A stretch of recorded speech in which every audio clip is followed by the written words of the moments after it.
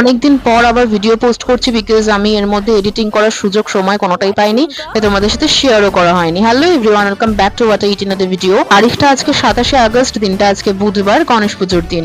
জানি অনেকদিন আগের ভিডিও। তো সকালের ব্রেকফাস্ট আমার শুরু হয়েছিল প্রজাপতি বিস্কুট আর হরলিক্স দিয়ে। আফটার দ্যাট আমি অফিস চলে গেছিলাম, লাঞ্চটা আজকে অফিসেই সেরেছি, কিন্তু ভিডিও ক্লিপটা আর নেওয়া হয়নি। তো এখানে আমাদের চৌরাস্তার ধারে একটা প্যান্ডেল হয়েছে, একটা গণেশ ঠাকুর রয়েছে, সেটাই আমি দেখছিলাম। সন্ধ্যের টিফিনটা আমি কিনে এনেছিলাম, এখানে রয়েছে এগ চিকেন চাউমিন আর তার সাথে রয়েছে একটা চিকেন ললিপপ। চাউমিনের টেস্টটা না আমার একদম ভালো লাগেনি, আর কোনোদিন ওই দোকান থেকে চাউমিন কিনবো না।